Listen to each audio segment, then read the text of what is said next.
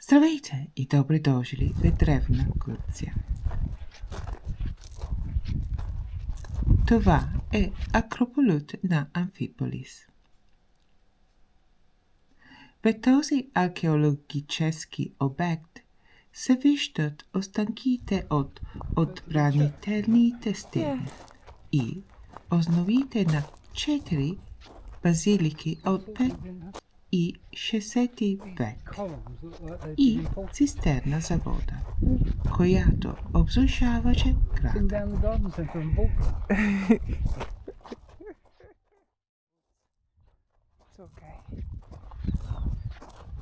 It's a nice view down to the valleys.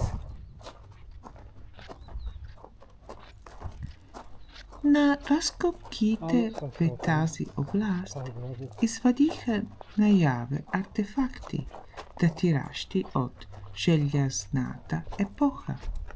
Но Амфиполис е най-известен за това, че е място, от което Александър Велики започва походите си в Мала Азия, днешна Турция, Персия, днешен Иран и достига до Индия. Chancel Barrier.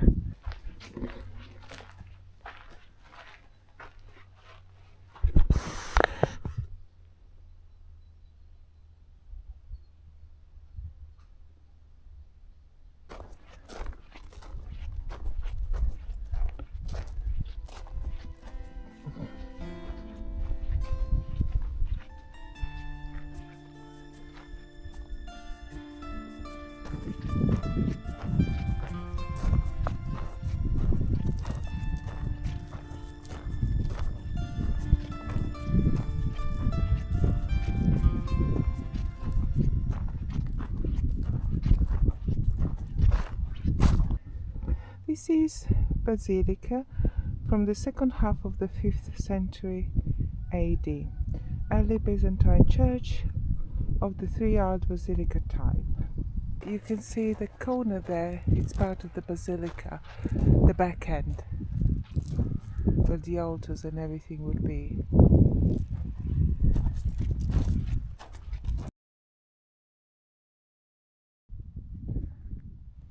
Дори веден за лека мъгла, панорама са прекрасен.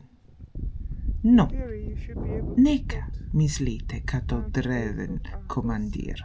От тук можете да видите река Стримонас и нейната дельта до Егейско море. Можете да видите кой идва много преди да стигне до мястото, къде ще. А в древни времена река Стримонас се отвърлява в езеро, където вашата флота може да се подслони при лошо време и където можете безопасно да подготвите своите триреми и армията си за следващата кампания. И благодарение на плодородната земя и узвъзражненото управление на водата на древните гърци, районът може да поддържа както голямо население, така и приток от хиляди войници по времето на Александър Велики. Управлението на водата е било основно за древна Гърция, не само за земеделието, но и за развитието на градовете. Това са останките от цистерната.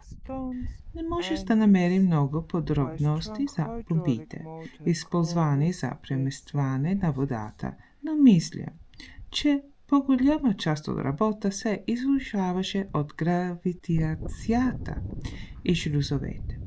Но използваните помпи може да са били силовата помпа на Ктесибиус или винтовата помпа на Архимеда. То можете да забележите парчета от теракотен труби. Те са били използвани за направът на канализара, които доставят вода на град, докато каналите, които отвеждат отпадъците води, са направени от камък и тухли. You shouldn't try to jump over the old fence wall.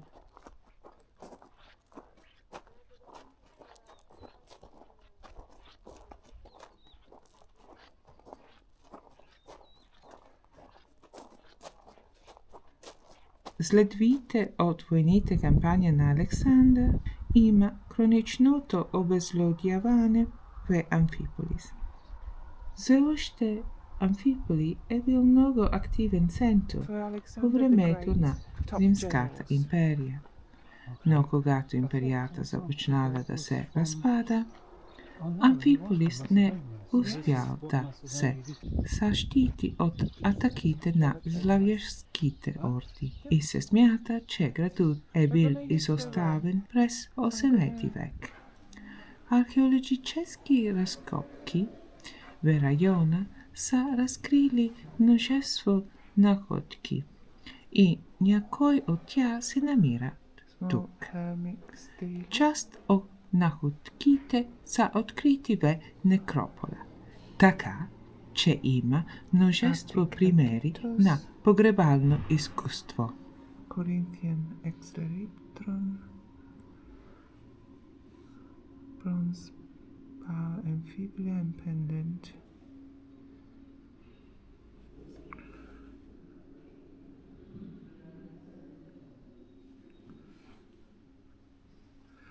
Number 11 is a golden map.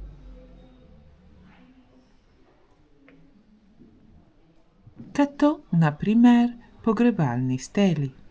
Те са издолбани в модата по време на погребението, така че ни помогат да проследим промените в изкуство традиция.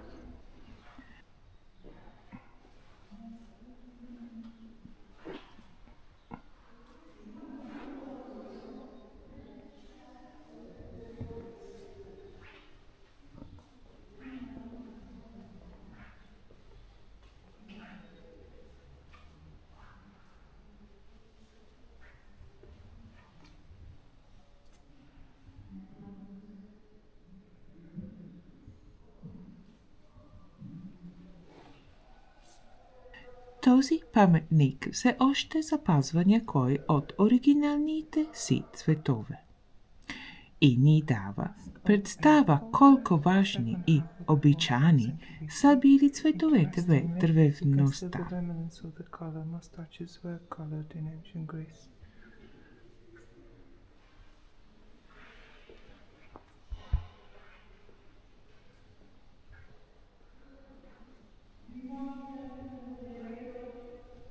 Тако колекция от играчки ни дава представа за това, какво е означавало да си дете в древни времена. Да си играеш за любимите си играчки до 7 годишна възраст. След това момчетата ходиш да училище далеч от дома и момичета да се учиш как да управляваш семейството.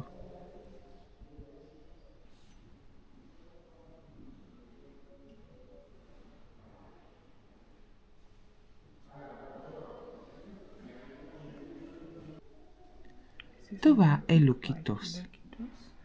Често се дължаше сектин, използван за помазване на мъртвите.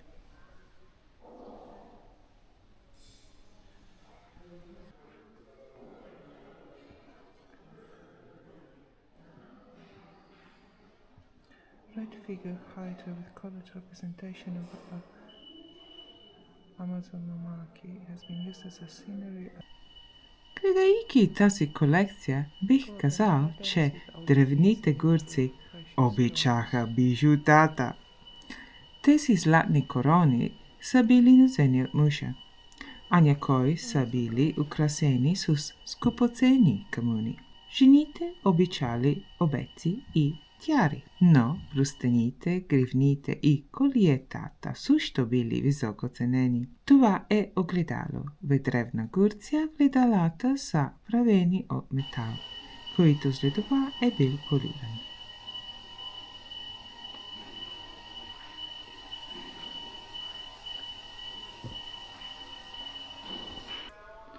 Glass was known in Greece from as early as the Mycenaean period. At first it was regarded as precious substance and used for jewelry, statuettes and more rarely miniature vessels. Grasswork began to be produced in Greece in much greater quantities later.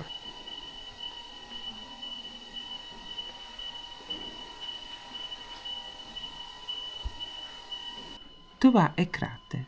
Те са били използвани за смесване и разрещане вино.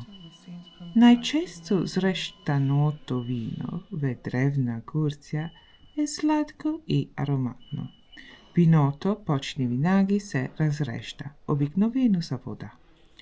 Гърците вярвали, че само барбарите пият чисто вино. Това е вид чаша, използвана за пиене на вино на симпозия.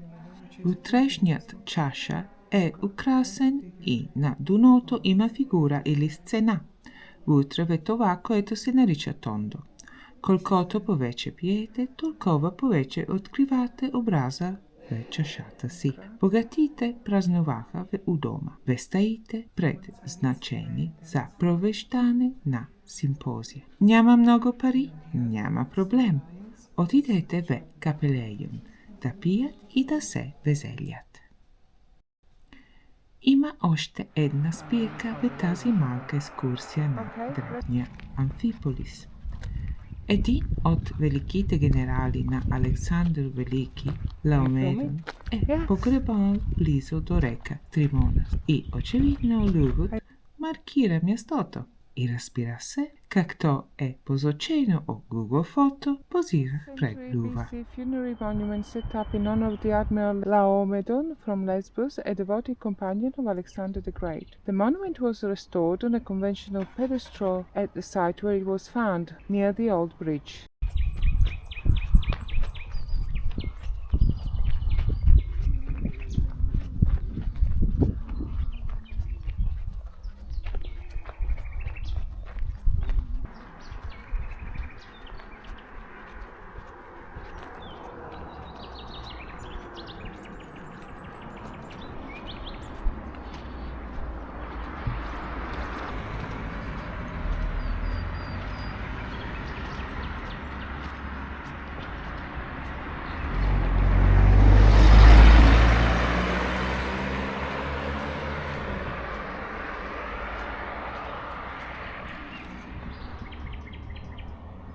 Благодаря ви много за гледайте видеото ми.